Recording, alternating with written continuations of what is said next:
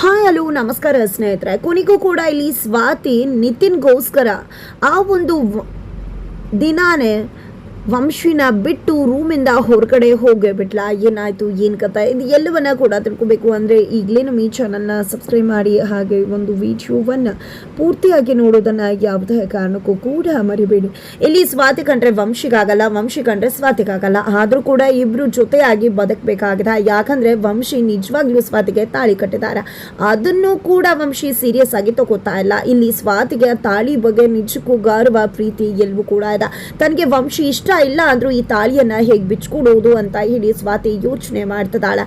ಇದರ ನಡುವೆ ಇತ್ತ ಕಡೆ ನಿತಿನ್ ಕೂಡ ತುಂಬಾನೇ ಅಪ್ಸೆಟ್ ಆಗಿದ್ದಾರೆ. ವಂಶಿ ಕೂಡ ಸ್ವಾತಿಗೋಸ್ಕರನೇ ವೇಟ್ ಮಾಡ್ತಿದ್ದಾರೆ. ನೋಡಿದ್ಯಾ, ಇವರು ದೇವಸ್ಥಾನಕ್ಕೆ ಬಂದ್ರ ಅಥವಾ ದೇವಸ್ಥಾನದಲ್ಲಿ ದೇವರನ್ನ ತಲೆ ತಿನ್ನೋಕೆ ಅಂತ ಬಂದ್ರ, ಏನ್ ಇಷ್ಟೆಲ್ಲ ಕೇಳ್ಕೊಳ್ಳೋದು ಏನಿರತ್ತೆ ಅಂತದ್ದು ಅಂತ ಹೇಳಿ ವಂಶಿ ಹೇಳಿದಾಗ, ನಾನು ಕೂಡ ಕೇಳ್ಕೊಳ್ಳೋ ಸಮಯದಲ್ಲಿ ಕೇಳ್ಕೋಬೇಕಾಗಿತ್ತು, ಎಲ್ಲ ಕೂಡ ಸರಿ ಹೋಗ್ತಿತ್ತು ಅಂತ ಹೇಳ್ತಾರೆ. ಕೇಳ್ಕೋಬೇಕಾಗಿತ್ತು ಕಣೋ, ಕೇಳ್ಕೊಂಡಿದ್ರೆ ಎಲ್ಲ ಸರಿ ಹೋಗ್ಬಿಡ್ತಿತ್ತು ಅಂತ ಹೇಳಿ ವಂಶಿ ಕೂಡ ನಿತಿನ್ಗೆ ಹೇಳಿದಾಗ, ಏನ್ ಕೇಳ್ಕೊಳ್ಳೋದೋ ಏನೋ, ನಿಜಕ್ಕೂ ಕೇಳೋಕ್ಕೂ ಮುನ್ನನೇ ದೇವ್ರು ಕೊಟ್ಟಿದ್ದ ಅಂತ ಸಮಯದಲ್ಲಿ ನಾನು ತಪ್ಪು ನಿರ್ಧಾರ ತಗೊಂಡೆ. ಸರಿಯಾದ ತೀರ್ಮಾನ ಅವತ್ತೇ ತಗೊಂಡಿದ್ದರೆ ಇವತ್ತು ದೇವ್ರ ಹತ್ರ ನಾನು ಏನೂ ಕೇಳೋ ಅವಶ್ಯಕತೆನೇ ಇರ್ತಾ ಇರಲಿಲ್ಲ ಅಂತ ಕೂಡ ನಿತಿನ್ ಹೇಳ್ತಾರ. ನಂತರ ಇಲ್ಲಿ ವಂಶಿ ಹಾಗೆ ಸ್ವಾತಿದು ಶಾಂತಿ ಪೂಜೆ ಇದೆ ಅನ್ನೋ ಕಾರಣಕ್ಕೆ ಇಲ್ಲಿ ಅಮ್ಮ ಪದ್ಮ ಅವರು ಸೀರೆಯನ್ನ ಹುಡುಕ್ತಿದ್ದಾರೆ. ಅಜ್ಜಿ ಅಲ್ಲಿಗೆ ಬಂದು ಏನು ಹುಡುಕ್ತಿದ್ಯಾ ಪದ್ಮ ನೀನು ಅಂತ ಕೇಳಿದಾಗ, ಇವತ್ತು ಸ್ವಾತಿ ಮತ್ತೆ ವಂಶಿಗೆ ಶಾಂತಿ ಪೂಜೆ ಇದೆ, ಸ್ವಾತಿಗೆ ತವರ ಮನೆಯಿಂದ ಸೀರೆ ಹೋಗ್ಬೇಕಾಗಿದೆ, ಅದೇ ಕಾರಣಕ್ಕೆ ಸೀರೆ ಏನಾದ್ರೂ ಹೊಸದು ಇದೆಯಾ ಅಂತ ಹೇಳಿ ಹುಡುಕ್ತಾ ಇದ್ದೆ ನಾನು ಅಂದಾಗ, ಒಳ್ಳೆ ಕೆಲಸನೇ ಮಾಡ್ತಿದ್ಯಾ, ಹುಡುಕಮ್ಮ ಅಂತ ಹೇಳ್ತಾರೆ. ಏನು ಹುಡುಕೋದು ಅಂತ ಎಲ್ಲ ಹುಡುಕಿದ್ದಾಯ್ತು, ಬಟ್ ಯಾವ ಸೀರೆಯನ್ನು ಕೂಡ ನಾನು ಕೊಡೋಕೆ ಸಾಧ್ಯ ಆಗ್ತಿಲ್ಲ. ಯಾಕಂದ್ರೆ ಎಲ್ಲ ಕೂಡ ಹಳೆ ಸೀರೆ ಆಗಿದೆ. ಇಂಥ ಸೀರೆಗಳನ್ನೆಲ್ಲ ನನ್ನ ಮಗಳು ಉಟ್ಕೋತಾಳ, ಅವಳು ನೋಡಿದ್ರೆ ಅಂತ ಶ್ರೀಮಂತರ ಮನೆ ಹುಡುಗಿ ಆಗಿದಾಳ. ಅವ್ರ ಮನೆಯವರು ಇದನ್ ಬಗ್ಗೆ ಏನು ಅನ್ಕೊಳ್ಳೋದಿಲ್ಲ. ಅಷ್ಟರೆಲ್ಲಾರು ಹೊಸ ಸೀರೆ ಕೊಡೋಣ ಅನ್ಕೊಂಡ್ರೆ ಅದು ಕೂಡ ಇಲ್ವಲ್ಲ, ಕೈಯಲ್ಲಿ ದುಡ್ಡು ಕೂಡ ಇಲ್ಲ, ಏನ್ ಮಾಡ್ಬೇಕು ಅಂತಾನೆ ಗೊತ್ತಾಗ್ತಿಲ್ಲ ಅಂತ ಪದ್ಮ ಅವರು ಹೇಳ್ತಾರ. ಅದಕ್ಕೆ ಇಲ್ಲಿ ನಾನು ಹೋಗಿ ಗೀತಾನ ಕೇಳಿ ಬರ್ತೀನಿ ಅಂತ ಅಜ್ಜಿ ಹೇಳಿದಾಗ, ಗೀತಾ ಮನೇಲಿಲ್ವಲ್ಲ, ಎಲ್ಲಿ ಹೋಗಿ ಕೇಳ್ತೀರಾ ಅಂದಾಗ, ಹೋಗಿ ಕೇಳ್ತೀನಿ ನಾನು, ಇರು, ನಿನಗೆ ಗೊತ್ತಿಲ್ಲ, ದಾನ ಮಾಡೋಕೊಂದು ಸೀರೆ ಬೇಕು ಅಂತ ಕೇಳ್ಕೊಂಡು ಬರ್ತೀನಿ ಅಂತ ಅಜ್ಜಿ ಹೇಳ್ತಾರ. ಅಜ್ಜಿ ಹೊರಗಡೆ ಬರ್ತಿದ್ದಾಗೇನೆ ಗೀತಾ ಅಲ್ಲೇ ಇರ್ತಾಳೆ, ಕೆಂಡವಾಗ್ತದಾಳೆ. ನಾನು ಎಷ್ಟು ಬಗೆಯಿಂದ ಹೇಳಿದೆ, ರಿಸೆಪ್ಷನ್ಗೇನೋ ಹೋಗಿ ಬಂದ್ರಿ, ಇನ್ನು ಸ್ವಾತಿ ಬಗ್ಗೆ ಯೋಚನೆ ಮಾಡಬೇಡಿ ಅಂತ. ಆದ್ರೂ ಕೂಡ ಶಾಂತಿ ಪೂಜೆಗೆ ಸೀರೆ ಕೊಡಬೇಕು ಅನ್ನೋ ರೀತಿಯಲ್ಲಿ ಮತ್ತೆ ಅವಳ ಮನೆಗೆ ಹೋಗೋ ಯೋಚನೆ ಮಾಡ್ತಿದ್ರ ಅಲ್ವಾ ನೀವು ಅಂತ ಅಜ್ಜಿ ಅಮ್ಮನ ತರಾಟೆಗೆ ತಗೋತಾರೆ. ಅದು ಹಾಗಲ್ಲ ಕಣ, ಇವತ್ತು ಶಾಂತಿ ಪೂಜೆ ಇದ್ದೆ ಅಲ್ವಾ, ತವರ ಮನೆಯಿಂದನೇ ಸೀರೆ ಹೋಗ್ಬೇಕು ತಾನೆ, ಅದಕ್ಕೆ ಮಾತಾಡ್ತಿದ್ವಿ ಅಂದಾಗ, ಹೌದೌದು, ನೀವು ಕೊಡೋ ಸೀರೆನ ಅವಳು ತಗೋತಾಳೆ ಅಂತ ಅನ್ಕೊಂಡಿದ್ರ, ಅವಳೀಗ ಶ್ರೀಮಂತರ ಮನೆ ಸೊಸೆ, ಇದೆಲ್ಲ ಅವಳಿಗೆ ಆಗ್ ಬರೋದೇ ಇಲ್ಲ ನೋಡಿ, ನಿಮ್ದು ನಿಜವಾಗ್ಲೂ ಅತಿ ಆಗ್ತಿದೆ, ಸುಮ್ಮನೆ ಇದ್ಬಿಟ್ರೆ ಒಳ್ಳೇದು ಅಂತ ಹೇಳಿ ಗೀತಾ ತರಾಟೆಗೆ ತಗೋತಾರ. ಇದನ್ನ ಕೇಳಿಸ್ಕೊಂಡಂತಹ ಮೇಘ ನಿತಿನ್ ಕೊಟ್ಟಿರ್ತಕ್ಕಂಥ ಸೀರೆಯನ್ನ ತಗೊಂಡು ಸ್ವಾತಿ ಮನೆಗೆ ಹೋಗ್ತಾಳೆ. ಅದರ ನಡುವೆ ಇಲ್ಲಿ ಅಜ್ಜಿ ರಾಧಾ ಹತ್ರ ಕೂಡ ಇವತ್ತು ಶಾಂತಿ ಪೂಜೆ ಇರೋದ್ರಿಂದ ಸ್ವಾತಿಗೆ ತವರ ಮನೆಯಿಂದನೇ ಸೀರೆ ಬರ್ಬೇಕಾಗಿದೆ, ಅದೇ ಕಾರಣಕ್ಕೆ ನಾವೇ ಹೋಗಿ ಅವ್ರ ತವರ ಮನೆ ಹತ್ರ ಕೇಳಿ ಇಸ್ಕೊಂಡ್ ಬರೋಣವಾ ಅಂತ ಅಜ್ಜಿ ಹೇಳಿದಾಗ, ಅಯ್ಯೋ ಅಮ್ಮ, ನೀನ್ ಯಾಕೆ ತೊಂದರೆ ತಗೋತೀಯ, ನಾನಿದ್ದೀನಲ್ವಾ, ನಾನು ಹೋಗಿ ಎಲ್ಲವನ್ನ ಕೂಡ ಮಾತಾಡಿ ಬರ್ತೀನಿ ಬಿಡು ಅಂತಾರೆ.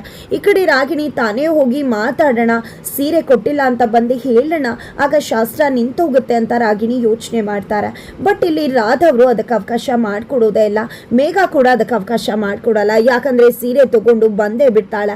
ಅದನ್ನ ನೋಡಿದ್ದೆ, ನಾವೇ ನಿಮ್ಮ ಮನೆಗೆ ಬಂದು ಸೀರೆ ಕೇಳಬೇಕು ಅನ್ಕೊಂಡಿದ್ವಿ, ನೀನೇ ತಂದ್ಬಿಟ್ಟಿ ಅಮ್ಮ ಅಂತ ಅಜ್ಜಿ ಹೇಳಿದಾಗ, ಹೌದು ಅಜ್ಜಿ, ಅಮ್ಮ ಮತ್ತೆ ಅಜ್ಜಿ ಇಬ್ರು ಕೂಡ ಇವತ್ತು ಸ್ವಾತಿಗೆ ಶಾಂತಿ ಪೂಜೆ ಇದೆ ಅನ್ನೋ ಕಾರಣಕ್ಕೆ ಈ ಸೀರೆಯನ್ನ ಕೊಟ್ಕೊಳ್ಸಿದ್ದಾರೆ ಅಂತ. ಸರಿ ಆಯ್ತು ಹೋಗಮ್ಮ, ಸರಿಯಾದ ಸಮಯಕ್ಕೆ ತಗೊಂಡ್ ಬಂದಿದ್ಯಾ, ಈ ಸೀರೆಯನ್ನ ಹೋಗಿ ನೀನೇ ಕೊಟ್ಟು ಅವಳನ್ನ ರೆಡಿ ಮಾಡ್ಬಿಡುವ ಆಯ್ತಾ ಅಂತ ಹೇಳ್ತಾರೆ.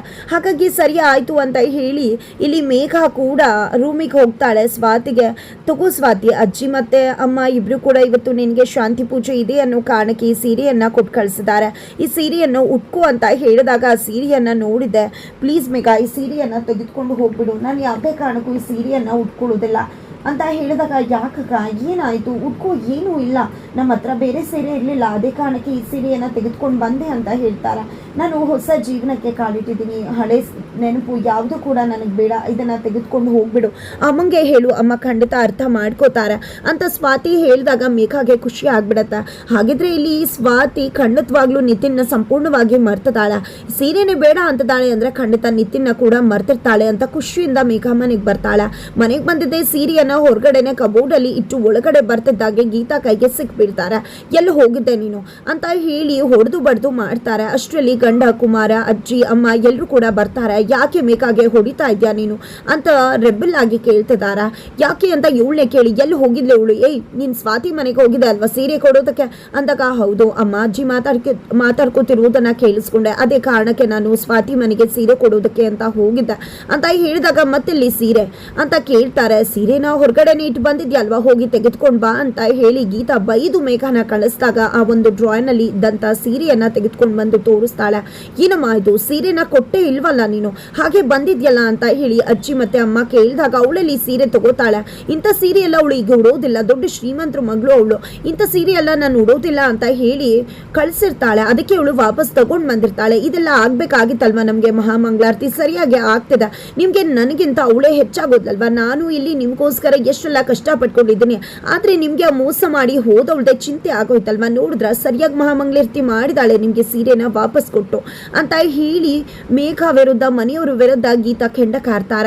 ಈ ಕಡೆ ಜಾನಕಿ ಅವ್ರಿಗೆ, ಇಲ್ಲ ನನ್ನ ಮಗಳು ಆ ರೀತಿ ಮಾಡೋದಕ್ಕೆ ಸಾಧ್ಯನೇ ಇಲ್ಲ, ಯಾವುದೇ ಕಾರಣಕ್ಕೂ ಅವಳು ಸೀರೆಯನ್ನೆಲ್ಲ ಕೊಟ್ಟು ಕಳಿಸೋದಿಲ್ಲ ಅಂತ ಹೇಳಿದಾಗ, ಇಲ್ಲ ಇಲ್ಲಿ ಮೇಘ, ಹೌದು ಅಮ್ಮ, ಅಕ್ಕ ಹೇಳ್ತಿರೋದು ನಿಜ, ಈ ಸೀರೆ ಉಡೋದಿಲ್ಲ ಅಂತಾನೆ ಸ್ವಾತಿ ಈ ಸೀರೆಯನ್ನ ಕೊಟ್ಟು ಕಳಿಸ್ಬಿಟ್ರು ಅಂತ ಸುಳ್ಳು ಹೇಳ್ತಾರ. ನಿಜಕ್ಕೂ ಈ ಒಂದು ಮಾತು ಆಘಾತವನ್ನ ತರಿಸ್ತದೆ ಅಮ್ಮಂಗೆ. ತದನಂತರ ಆತ ಕಡೆ ಸ್ವಾತಿಗೆ ವಂಶಿ ಕಾಲ್ ಮಾಡ್ತಾರೆ. ವಂಶಿ ಕಾಲ್ ಮಾಡಿದ್ದೆ, ಏನ್ ಯೋಚನೆ ಮಾಡ್ದೆ, ನೀನೇ ಏನಾದ್ರೂ ಮಾಡಿ ಈ ಒಂದು ಪ್ರೋಗ್ರಾಮ್ ಅನ್ನ ಸ್ಟಾಪ್ ಮಾಡಿಸ್ಬೇಕು ಅಂದಾಗ, ಏನ್ ಮಾತಾಡ್ತಿದ್ರ ನೀವೇ, ಬೆನ್ಮೂಳೆ ಮುರಿತು ಅದು ಇದು ಅಂತ ಹೇಳಿ ಅಜ್ಜಿ ತಾತ ಈ ಪ್ರೋಗ್ರಾಮ್ ಅನ್ನ ನಿಲ್ಲಿಸ್ಬಿಡ್ತಾರ ಅಂತ ಸ್ವಾತಿ ಹೇಳಿದಾಗ, ಯಾಕೆ ನಿನ್ಗೇನು ಅರ್ಥ ಆಗ್ತಿಲ್ವಾ, ಏನಾದ್ರೂ ಹೆಚ್ಚು ಕಡಿಮೆ ಆದ್ರೆ ಏನ್ ಮಾಡ್ಬೇಕು, ಆಮೇಲೆ ನನ್ನ ಮೇಲೆ ಜವಾಬ್ದಾರಿ ಹಾಕೋದಲ್ಲ, ಹೆಚ್ಚು ಕಡಿಮೆ ಆದ್ರೆ ನೀನೇ ಅದಕ್ಕೆ ಜವಾಬ್ದಾರಿ, ಆಮೇಲೆ ನೀನು ಅದೇ ರೂಮಲ್ಲಿ ಪರ್ಮನೆಂಟ್ ಆಗಿ ಉಳ್ಕೋಬೇಕಾಗತ್ತ ಅಂತ ವಂಶಿ ಹೇಳಿದಾಗ, ಇಲ್ಲಿ ಸ್ವಾತಿ, ಇಲ್ಲಪ್ಪ ಇಲ್ಲ, ಏನ್ ಮಾಡ್ಲಿ ನಾನು ಅಂತ ಅನ್ಕೊಂಡಿದ್ದೆ ಪೇಚಿಗೆ ಸಿಕ್ಕಾಕೋತಾಳ. ಇತ್ತ ಕಡೆ ವಂಶಿಯವರು, ಏನಪ್ಪಾ ಇದು, ನಾನ್ ಲೈನ್ ಕ್ರಾಸ್ ಮಾಡೋದಲ್ಲ, ಇವಳೇ ಲೈನ್ ಕ್ರಾಸ್ ಮಾಡ್ತಿರೋ ಹಾಗೆ ಕಾಣಿಸ್ತದ್ಯಲ್ಲ ಅಂತ ಕೂಡ ವಂಶಿ ಅನ್ಕೋತಾರ. ಇತ್ತ ಕಡೆ ನಿತಿನ್ ಅಮ್ಮ ಅಂತೂ ಸ್ವಾತಿ ಮತ್ತೆ ವಂಶಿ ಒಂದಾಗ್ಲೇಬೇಕು, ಅದೇ ಕಾರಣಕ್ಕೆ ಈ ಒಂದು ಹಾಲ್ನಲ್ಲಿ ಈ ಒಂದು ಔಷಧಿನ ಮಿಕ್ಸ್ ಮಾಡಿದ್ರೆ ಖಂಡಿತ ಅವ್ರಿಗೆ ಮತ್ತೆ ಬರುತ್ತೆ, ಆಗ ಎಲ್ಲವೂ ಕೂಡ ನಡೆದು ಹೋಗುತ್ತೆ. ಆಮೇಲೆ ನಿತಿನ್ ಇಂದ ಖಂಡಿತ ಸ್ವಾತಿ ದೂರ ಆಗ್ತಾಳೆ, ನಿತಿನ್ ಬೇರೆಯವ್ರ ಜೊತೆ ಮದುವೆ ಆಗ್ತಾನೆ, ನನ್ನ ಮಗನ ಬದುಕು ಚೆನ್ನಾಗಿರ್ಬೇಕು ಅಂದ್ರೆ ವಂಶಿ ಸ್ವಾತಿ ಒಂದಾಗ್ಲೇಬೇಕು ಅಂತ ಹೇಳಿ ಕೊಡೋ ಹಾಲಿಗೆ ಪೌಡರ್ ಅನ್ನ ಮಿಕ್ಸ್ ಮಾಡಿದ್ದಾರೆ ಇಲ್ಲಿ ರಾಧಾ ಅವರು. ನಂತರ ಕತ್ತಲಾಗತ್ತೆ, ರೂಮಲ್ಲಿ ವೆಯ್ಟ್ ಮಾಡ್ತಿದ್ದಾರೆ ವಂಶಿ. ಅದೇ ಸಮಯಕ್ಕೆ ಸ್ವಾತಿಯನ್ನ ಕೂಡ ಕರ್ಕೊಂಡು ಬಂದು ಹಾಲು ಕೊಟ್ಟು ಒಳಗಡೆ ಕಳಿಸ್ತಾರೆ. ಇತ್ತ ಕಡೆ already Ragini I miss you ಅನ್ನೋ ಲೆಟರ್ ಅನ್ನ ಬರೆದು ಸ್ವಾತಿ ರೂಮ್ಗೆ ಎಸೆಯೋದಕ್ಕೆ ರೆಡಿ ಆಗಿದ್ದಾಳೆ. ಆ ಕಡೆ ಫಸ್ಟ್ ನೈಟ್ ದಿನ ಇಲ್ಲಿ ನಿತಿನ್ ಕೆಂಡವಾಗಿದ್ದ ನಿಜಕ್ಕೂ ಕುಸಿದು ಹೋಗಿ ಹುಚ್ಚಿನಂತಾಗಿದ್ದಾರೆ. ಈ ಕಡೆ ವಂಶಿ ರೂಮಿಗೆ ಸ್ವಾತಿ ಹೋಗ್ತಿದ್ದಾಗೆ ವಂಶಿ ಸ್ವಾತಿ ನಡುವೆ ಗಲಾಟೆ ಆಗತ್ತೆ. ವಂಶಿ ಎತ್ತು ಹೋಗ್ತಿದ್ದಾಗ ಇಲ್ಲಿ ಸ್ವಾತಿಗೆ ಹತ್ರ ಒಂದು ಪೇಪರ್ ಬಂದು ಬೀಳತ್ತೆ. ಆ ಒಂದು ಪೇಪರ್ ಅಲ್ಲಿ ಐ ಮಿಸ್ ಯು ಅಂತ ಬರ್ದಿರತ್ತೆ. ಅದನ್ನ ನೋಡಿ ಸ್ವಾತಿ ಡಿಸ್ಟರ್ಬ್ ಆಗ್ತಿದ್ದಾಳೆ. ಹಾಗಿದ್ರೆ ತನ್ನ ಮದುವೆ ವಿಷಯ, ಪ್ರೀತಿ ವಿಷಯದ ಬಗ್ಗೆ ವಂಶಿ ಬಳಿ ಸತ್ಯವನ್ನ ಹೇಳ್ತಾಳೆ ಸ್ವಾತಿ. ಸತ್ಯ ತಿಳಿದಂತ ವಂಶಿ ನಿತಿನ್ ಮತ್ತೆ ಸ್ವಾತಿನ ಒಂದು ಮಾಡೋದಕ್ಕೆ ಮುಂದಾಗ್ತಾರೆ. ಏನಾಗತ್ತೆ ತಿಳ್ಕೊಬೇಕು ಅಂದ್ರೆ ಮುಂದಿನ ವಿಡಿಯೋಗೆ ವೇಟ್ ಮಾಡೋದನ್ನ ಮರಿಬೇಡಿ.